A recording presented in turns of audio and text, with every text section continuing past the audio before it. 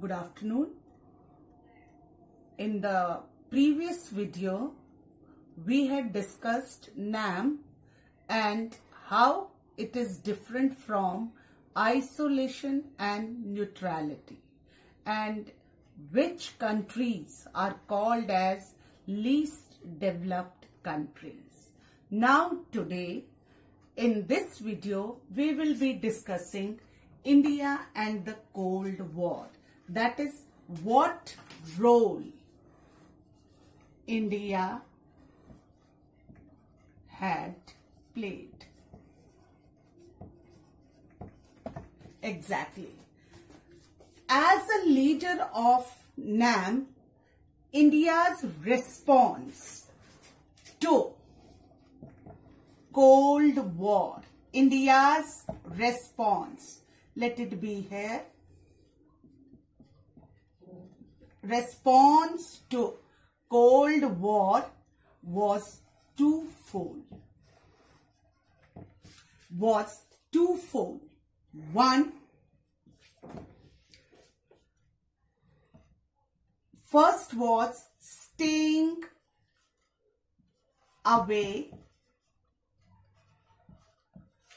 from the alliance.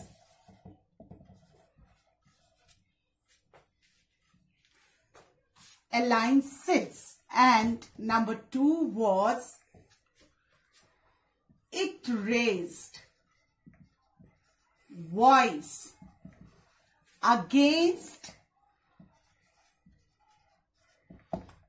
the newly decolonized countries not to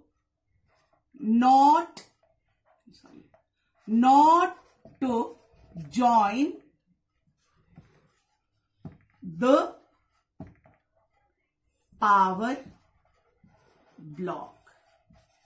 blocks. That was the purpose. During the period of non-aligned, the main motive of India had formed the non-alignment because it wanted to stay away from the alliance system. And second was, within this non-aligned movement, organization, it was continuously raising its voice against those newly decolonized countries who were thinking of joining the bloc power, and India was against joining of any bloc power. So this, as such, India's policy was neither positive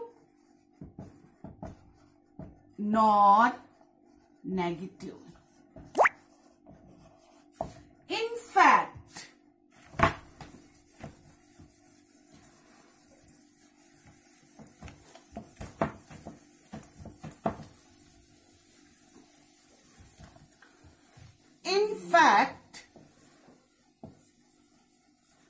India tried to reduce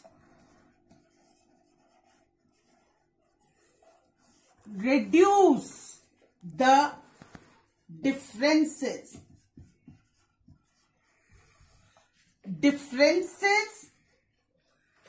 and prevented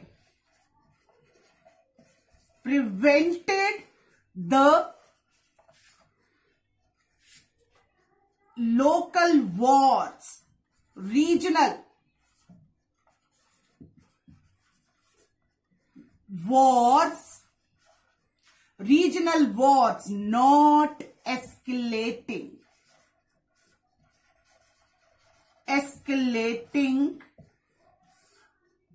into full scale war. India as its number one. In fact, India tried to reduce the differences between the superpowers and stopped the regional wars not escalating into the full-scale war. Secondly, we can say that India chose to involve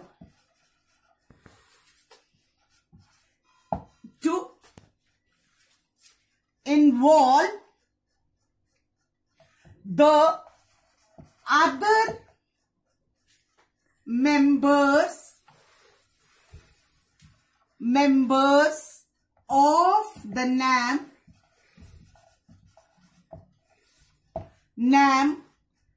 in the mission during Cold War. What was the mission?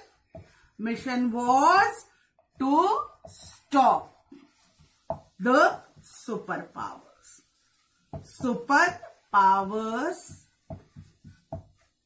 not to go for hot war or not to have Third World War, because both the superpowers and their alliance systems were having the nuclear arsenal.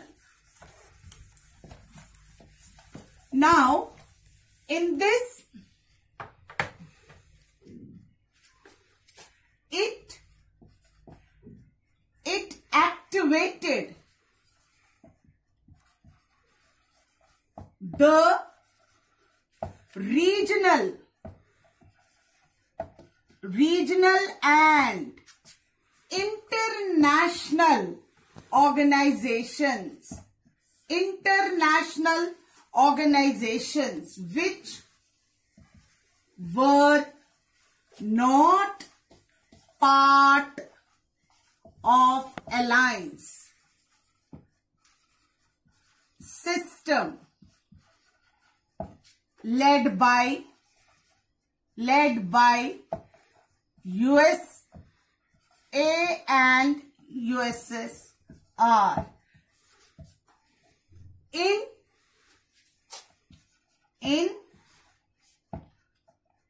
helping out to reduce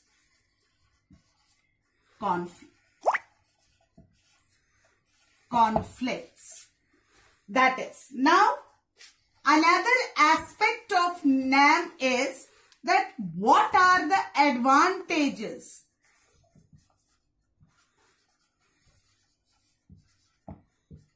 What were the advantages for India when it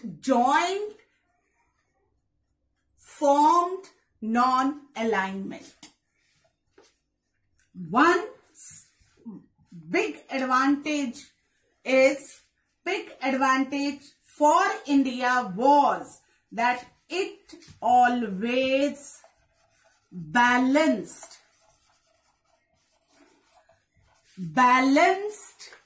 one superpower against the other.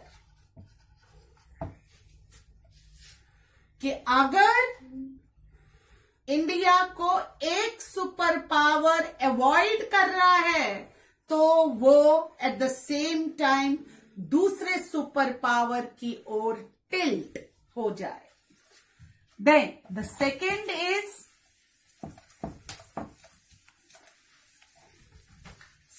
advantage is that it allowed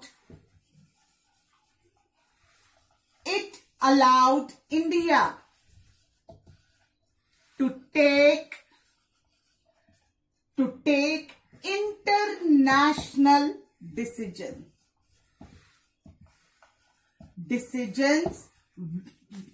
which made India a world leader, a famous leader of the world. That India as a country is very important. India should be taken seriously. India should be taken seriously. That was the biggest advantage of joining the non-alignment and played important role in reducing conflicts. During the Cold War. Now, it is India's policy of Cold War was also criticized. Why? Because it is said that India's non-alignment was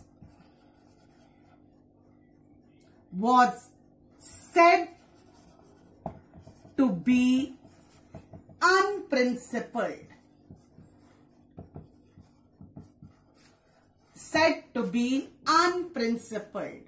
Why? Unprincipled because it is said that whenever the decisions were to be taken, India did not practically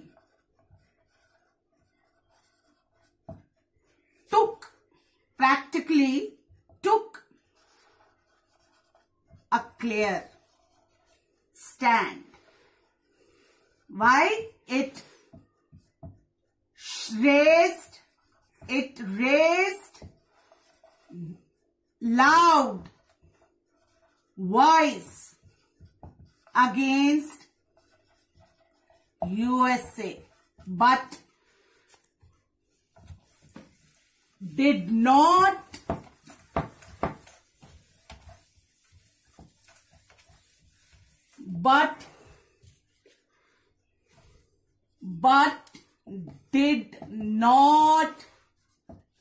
loudly and openly criticize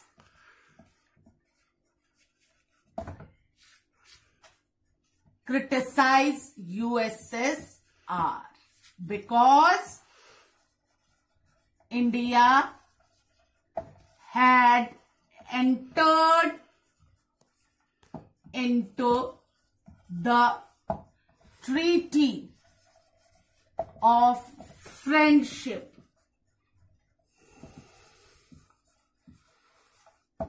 for 20 years with USSR in 1971. As such,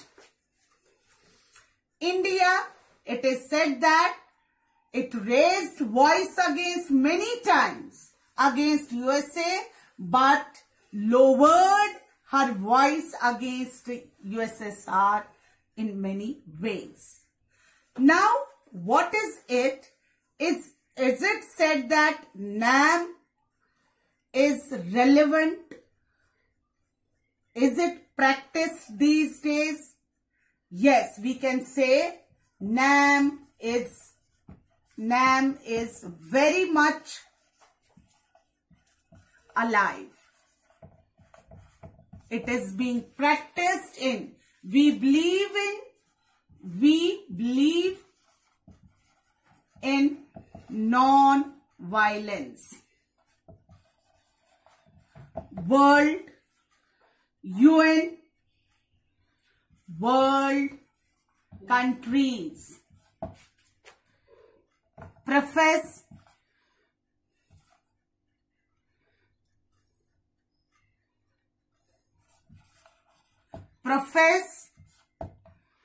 the peace and respect the policy of live and let live. Now children,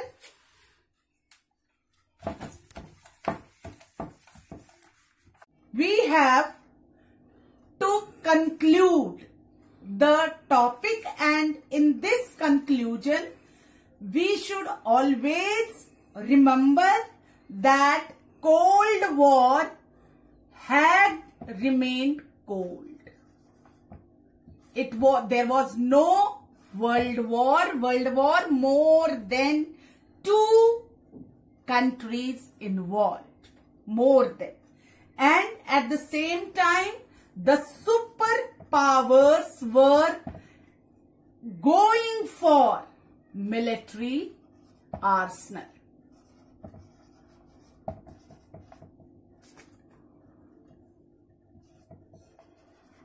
Military arsenal, nuclear development. They were going, but at the same time, we had in previous videos discussed the term logic of deterrence. Logic of deterrence was used by both the superpowers or powerful bloc, USA and USSR. So, every time, whenever they were going into the missiles, submarines, making of nuclear arms, they were also telling each other and signing the treaties not to use the nuclear weapons. As such, there was a treaty, limited LTBT, Limited Test Ban Treaty, which was signed by UK and USSR in Moscow in 1963. Then there was Nuclear Proliferation, Non-Proliferation Treaty, NPT, which was signed in 1967, and this time it was signed by China, Washington, London, and signed by France, Britain, and later on Russia. Then there was another treaty which is called as SALT-1, S-A-L-T, which means Strategic Arms Limitation Treaty. SALT-1, Strategic Arms Limitation Treaty. It was the treaty on the limitation of anti-ballistic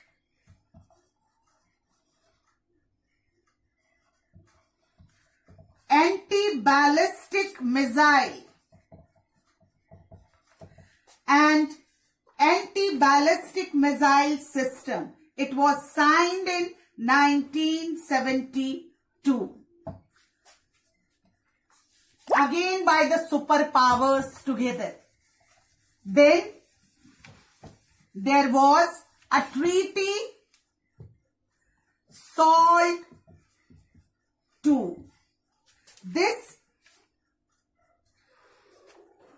The SALT-2, which was signed by US President Jimmy Carter, and this was signed in 1979 with Soviet. Then there was the START, S-T-A-R-T, START-1 treaty, another treaty signed by USSR. Mikhail Gorbachev in 1990 1991. And the last treaty, there was another Strategic Arms Reduction Treaty, START, Arms 2, second treaty, Strategic Arms Reduction Treaty. This was signed by President of Russia, Russian President Boris Yeltsin, and US President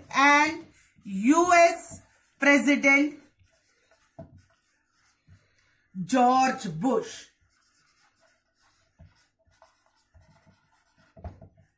Children, these were the treaties which were continuously signed by these superpowers before and after going into some type of nuclear military arsenal development research. So with this, the chapter Cold War ends. Thank you.